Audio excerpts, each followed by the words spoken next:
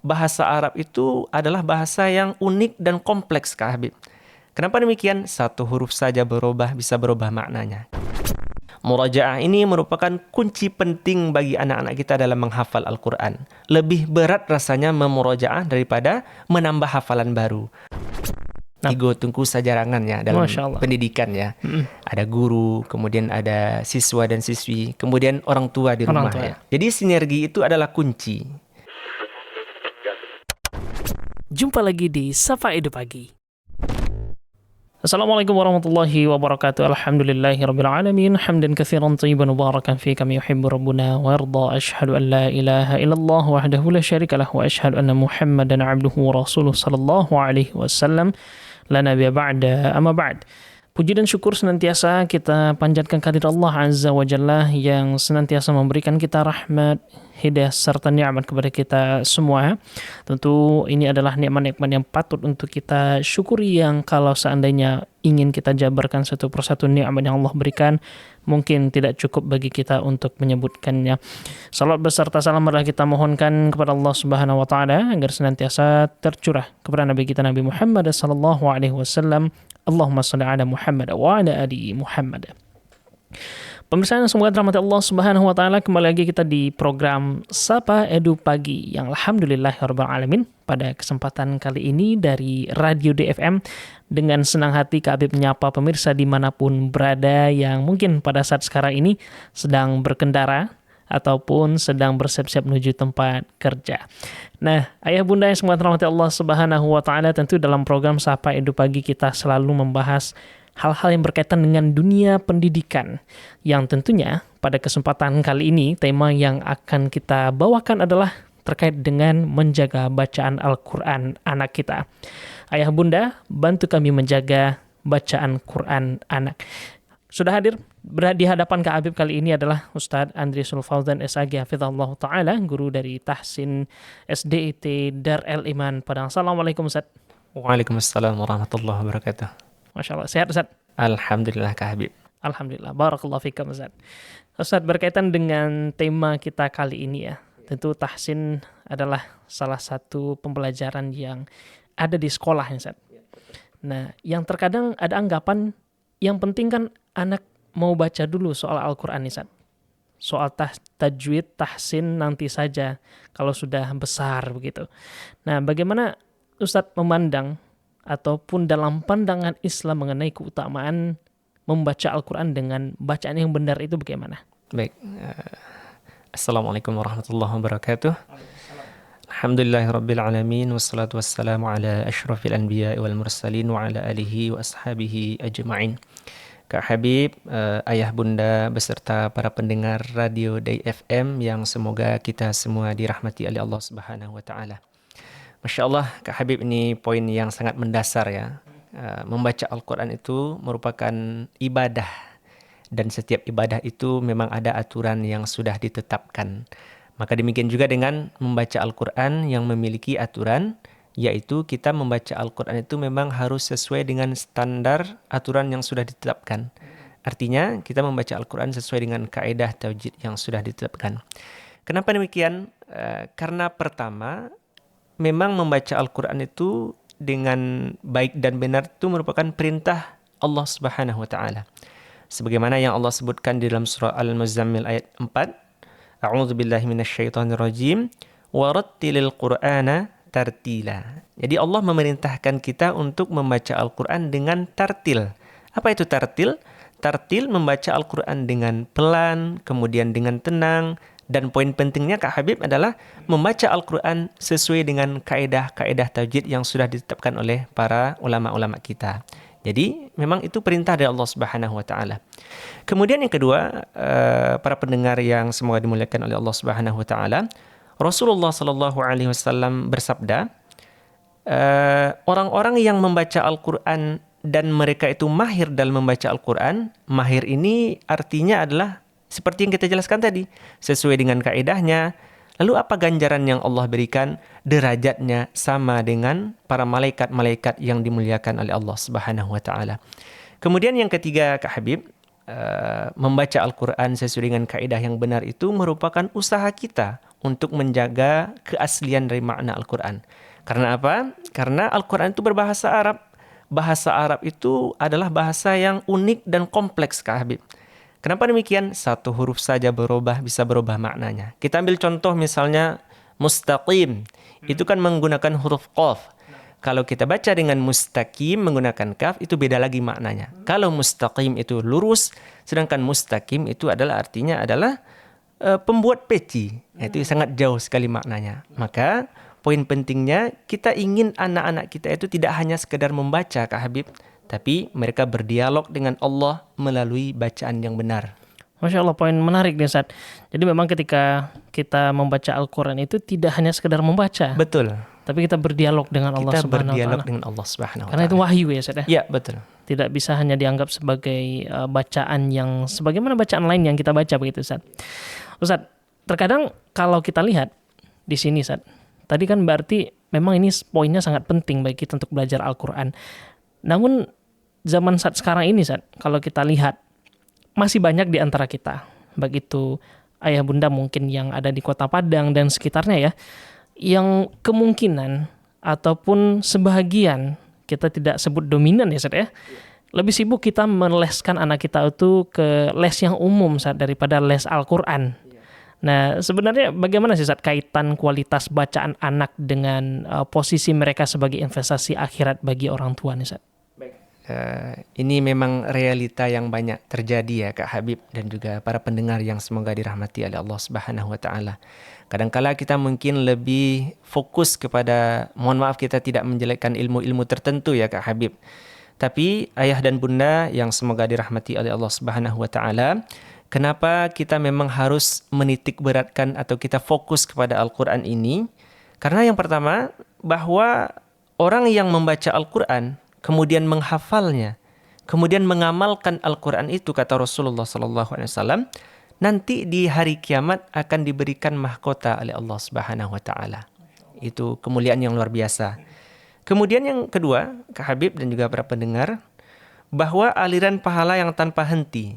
Coba kita bayangkan ayah dan bunda semuanya.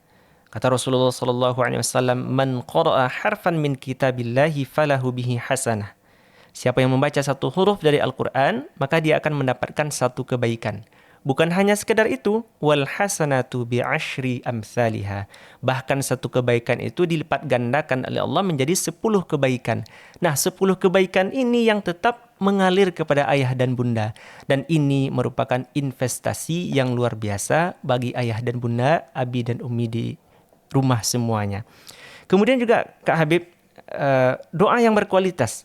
Doa anak akan lebih bertenaga ketika lisan mereka sudah terbiasa melafalkan ayat Allah dengan benar dan suci.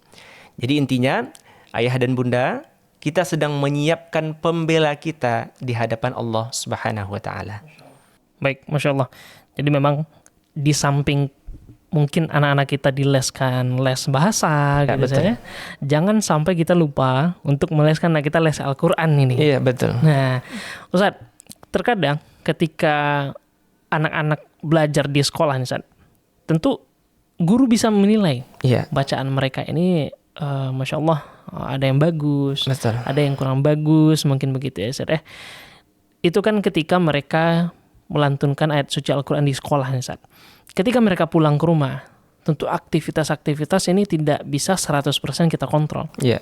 Nah, di sini apa kira-kira yang bisa menjadi kriteria bagi orang tua ketika bacaan anak itu sudah mulai luntur nih Ustaz? Iya. Mungkin bisa dijelaskan sedikit Ustaz, tips untuk orang tua kita. Ya, untuk para ayah dan bunda di rumah, kita guru di sekolah tentu mengajarkan kepada anak-anak kita. Kemudian di rumah, apa sih tanda-tanda yang sudah mulai terlihat kalau bacaan Al-Quran itu sudah mulai luntur dari anak-anak kita? Kita mesti waspada jika muncul tanda-tanda berikut ini, Kak Habib. Pertama, anak itu membaca Al-Quran terburu-buru, cepat-cepat. Jadi ingin cepat selesai tanpa memperhatikan panjang pendeknya dan kaedah-kaedah tajwid yang lainnya. Kemudian yang kedua, makhraj yang tertukar. Huruf ain menjadi alif, huruf ha menjadi ha, dan huruf-huruf yang lainnya. Sebagaimana kita jelaskan tadi, Al-Quran itu berbahasa Arab. Satu huruf saja tertukar, bisa jadi nanti tertukar pula arti dan maknanya.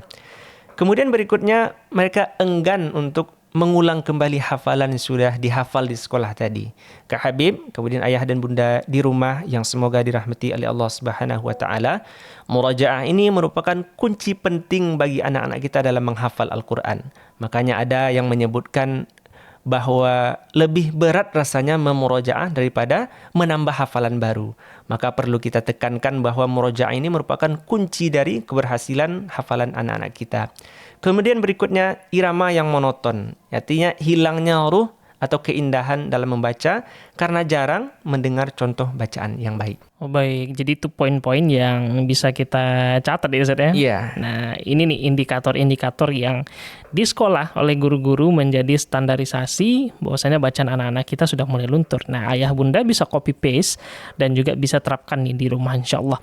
Nah tadi ini problemnya Ustaz. Iya. Solusinya. Nah ini yang kita minta kepada Ustadz salah satunya. Bagaimana solusi praktis bagi orang tua kita di rumah untuk bisa membantu para guru menjaga bacaan Al-Quran anak-anak kita? Baik, apa sih solusi ya? Buya kita, Buya Muhammad Elfi Syam sering mengistilahkan ya Kak Habib, tiga tungku sajarangan ya dalam pendidikan ya. Ada guru, kemudian ada siswa dan siswi, kemudian orang tua di rumah ya. Jadi sinergi itu adalah kunci. Kami di SDET 2 Darul Iman membina, tapi ayah bunda di rumah yang menjaganya. Apa sih solusinya? Kita berikan solusi yang pertama kepada ayah dan bunda, mari kita luangkan waktu, kita mendengar dan menyimak bacaan Al-Quran dari anak-anak kita. Cukup 10-15 menit sehari, ayah bunda tidak perlu jadi ahli, cukup hadir dan mendengarkan, anak akan merasa bacaannya dihargai. Kemudian yang kedua, bisa juga kita putar murattal di rumah. Jadikan suasana rumah akrab dengan suara syekh yang fasih agar telinga anak terbiasa dengan standar bacaan yang benar. Kemudian yang ketiga, jangan malu belajar bersama. Jika anak salah dan kita ragu, ajak anak. Ayo kita cek bareng di YouTube atau tanya kepada ustadz besok di sekolah ya. Ini menunjukkan tawadhu orang tua. Kemudian yang keempat, konsistensi waktu.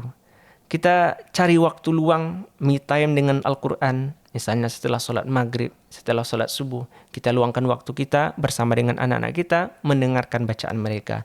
Kemudian yang kelima, Kak Habib, kita di SDET 2 Darul Iman. Jadi kita punya program bukan hanya mengajar anak atau siswa-siswi di sekolah. Jadi kita punya program membantu orang tua yang ingin belajar begitu. Masya Allah. Jadi ada keluhan dari warid kita, bagaimana kami mendengarkan bacaan anak-anak kami, sedangkan kami tidak bisa membaca Al-Quran yang baik. Struggle-nya di sini nih. Iya. Maka kami di SDET 2 Darul Iman membuat program tahsin wali murid. Masya Allah. Alhamdulillah sudah berjalan lebih kurang 2 tahun Kak Habib. 2 tahun. Ya, Alhamdulillah ada beberapa peserta dari luar juga. Ya. Awalnya memang kita fokuskan kepada orang tua, namun berjalan waktu kita buka juga untuk umum gitu. Jadi untuk para orang tua, jadi tidak ada masalah lagi ya. Tidak ada yang berkeluh kesah kami tidak bisa. Insya Allah di SDET 2 Darul Iman kita punya program orang tua juga ikut belajar Al-Quran. Masya Allah. Nah Ustaz, ini tentu satu hal yang sangat luar biasa ya kalau kita dengarkan program dari Ustaz barusan yang mudah-mudahan bisa bermanfaat untuk kita semua ya. Nah sebelum kita masuk ke bagian akhir ya Ustaz, Ana punya satu pertanyaan titipan nih dari orang tua yang mungkin mewakili perasaan banyak orang juga. Ini Ustaz, mitos atau fakta? Nah ini Ustaz jawab nanti ya. Nah, katanya kalau anak sudah diajarkan tahsin di sekolah sehebat apapun ya Ustaz, tapi kalau di rumah orang tuanya jarang baca Al-Quran atau bacaannya masih berantakan, kualitas bacaan anak bakal otomatis ikut turun atau malas belajar nih Ustaz. Wah, ini pertanyaan yang cukup tajam ya Kak Habib. Jawabannya adalah fakta yang sangat kuat. Baik, oke. Jadi anak itu memang adalah peniru yang ulung, Kak Habib. Kita bisa saja menyuruh mereka duduk diam dan membaca makhraj yang benar. Tapi kalau mereka tidak pernah melihat ayah bundanya memegang Al-Quran, mereka akan berpikir, oh mengaji itu cuma tugas sekolah, bukan kebutuhan hidup. Jadi untuk para orang tua, ayah dan bunda di rumah, jangan kita menjadi polisi Quran di rumah yang cuma bisa bilang, ayo ngaji, tajwidnya salah tuh. padahal kita sendiri tidak mengaji. Aduh. Coba sesekali ayah bunda yang jadi murid, katakan ke anak, Kak, Bang, atau Dek, coba dengerin Papa baca surah Al-Fatihah. Papa sudah benar belum ya makhrajnya? Kan kakak belajar sama Ustadz Andri di sekolah. Masya Allah. Ketika anak merasa dia bisa mengajari orang tuanya, rasa percaya diri dan semangat mereka untuk menjaga kualitas bacaannya akan naik berkali-kali lipat. Jadi, ayah bunda, jangan gengsi untuk belajar bareng anak. Masya Allah, ini pesan nih, red line untuk orang tua nih. Jangan gengsi belajar bareng anak. Iya. Oke, belajar bareng ya. Iya, Bukan betul. diajari anak gitu. Terakhir nih Ustaz, pesan Iya. untuk ayah bunda yang sedang berjuang membersamai anak-anaknya. Mungkin alhamdulillah sudah mulai nih Ustaz. Pesan semangatnya nih Ustaz. Baik Kak Habib dan juga ayah bunda para pendengar Radio Day FM yang semoga dirahmati oleh Allah Subhanahu wa taala. Wahai para ayah dan bunda, guru di sekolah mungkin bisa mengajarkan teknik, mengajarkan teori, tapi orang tualah yang menanamkan cinta. Jangan sampai anak-anak kita fasih berbahasa asing dan mahir teknologi, tapi mereka gagap saat membaca surat cinta dari Tuhannya.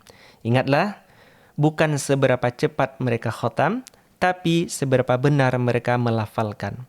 Mari kita bantu mereka menjaga lisan, agar kelak lisan itulah yang akan memberikan syafaat bagi kita di kubur dan di mahsyar. Masya Allah, barakallahu fikum, jazakumullah khairan. Kita ucapkan Ustadz Andri Sulfauzan nasihat yang sangat luar biasa. Bagaimana kita seharusnya orang tua di rumah menjadi penjaga taman Al-Qur'annya anak-anak di rumah. Yang mudah-mudahan ini bisa menjadi sinergi yang luar biasa antara orang tua dan juga sekolah kita untuk menjadikan generasi kita pada saat sekarang ini menjadi generasi emas di masa depan nantinya. Sampai jumpa di episode selanjutnya di Sapa Ed Pagi. Mudah-mudahan bermanfaat. Barakallahu fikum. Kita akhiri dengan doa kafaratul majelis. Subhanakallahumma wa bihamdika asyhadu an la ilaha illa anta astaghfiruka wa atubu ilaik. Assalamualaikum warahmatullahi wabarakatuh. Waalaikumsalam.